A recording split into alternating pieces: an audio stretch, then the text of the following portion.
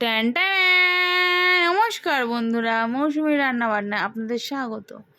আজকে দেখাচ্ছি আমি সয়াবিন কষা। প্রথমেই আমি সয়াবিনটাকে ভালো করে নুন দিয়ে আর একটু সিদ্ধ করে নেব জল দিয়ে। বাঁ সাইডে কড়াইতে একটু সর্ষের তেল দিয়ে নিলাম।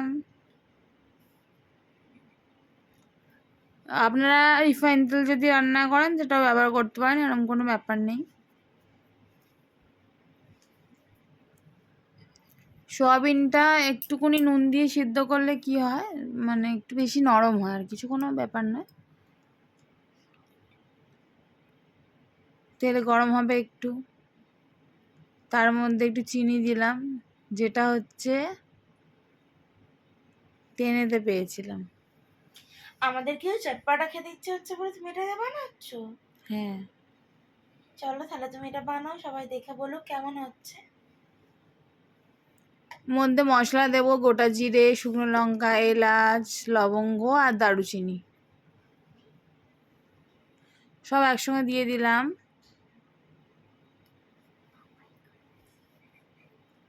সব মশলাগুলো একসঙ্গে তেলে দিয়ে দেব।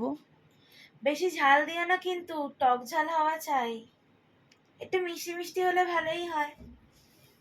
দেখি তবে বন্ধুরা, ঝাল হয় না মিষ্টি হয় রান্নাটা।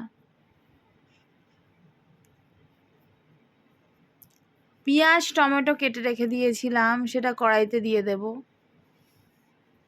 একটু বেশি করে টমেটোটা দিয়েছিলাম যাতে একটু মানে টক টক হয় ব্যাপারটা।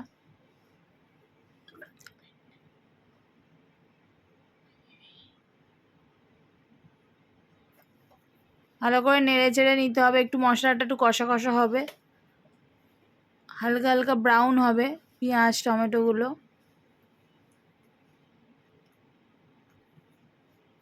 একটু আলু কেটে রেখেছিলাম খোলা সমেত, আদা রসুন দিয়ে দিলাম, লঙ্কা গুঁড়ো দিয়ে দিলাম।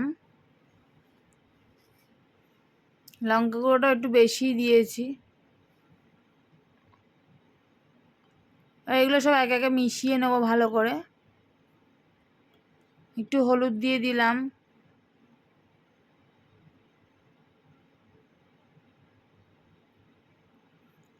এবার আদা রসুনের জায়গাটা ভালো করে ধুয়ে যে জলটা থাকে ওটা দিয়ে দিলাম।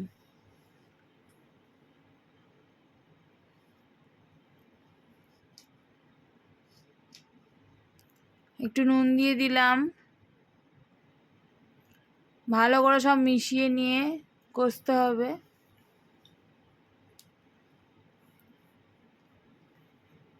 এটা বানিয়ে খাবেন, খুব ভালো হয়, খুব টেস্টি হয়। রাতে যদি রুটি বা পরোটা ভাত দিয়ে খাওয়া যায়, খুবই ভালো লাগে। আর একটু তেল দিলাম, তেলটা একটু কম হয়ে গেছিলো। এবার একে একে সোয়াবিনগুলো ছেঁকে ছেঁকে দিয়ে দেবো। একটু সিদ্ধ করে রেখেছিলাম সোয়াবিনটা, ছেঁকে ছেঁকে দিয়ে দেবো। সোয়াবিনগুলো দেওয়া হয়ে গেছে, এবার ভালো করে কষবো। সব মিশিয়ে নেব, সোয়াবিন আলু টমেটো পেঁয়াজ সব মিশিয়ে নেব।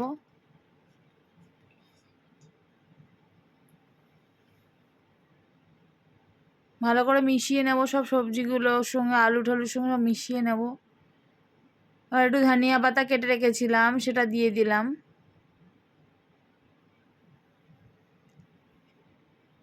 ভালো করে এটাকেও ভালো করে মিশিয়ে নেব তরকারির সাথে, নেড়ে চেড়ে নেবো ভালো করে। জিনিসটাকে ভালো করে কষতে হবে, মেন উদ্দেশ্য হচ্ছে আমাদের এটাই, ভালো করে কষতে হবে, তবে তরকারিটা ভালো হবে। যে এমনি সব কিছু করে দিলাম ওরমভাবে হয় না। ভালো করে কষতে হবে। জল দিয়ে দিলাম যাতে সব কিছু একসঙ্গে গলে যায়। সোয়াবিন আলু সব একটু ডুবিয়ে ডুবিয়ে দেবো হালকা করে।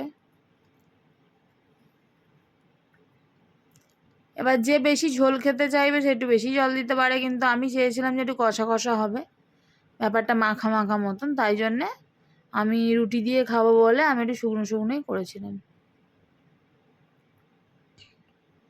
কেউ চাইলে একটু টমেটোও দিতে পারে, সেরকম ব্যাপার নেই। একটু নুন দিয়ে দিলাম, নুনটা একটু কম হয়েছিল।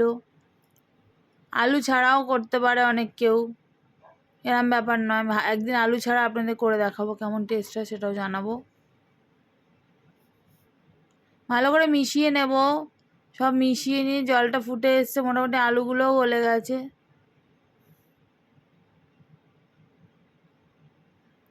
খুবই ভালো একটা রান্না, ঝটপট হয়েও যায়, এরকম নয় যে অনেকক্ষণ সময় লাগে। আপনারা করে খাবেন, কেমন হলো জানাবেন কমেন্টে।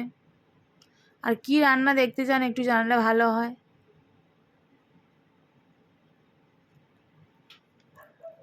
মিশিয়ে নিলাম, পুরো মোটামুটি রান্না রেডি হয়ে গেছে। ভালো থাকবেন, সুস্থ থাকবেন আর বানিয়ে খাবেন। নমস্কার বন্ধুরা।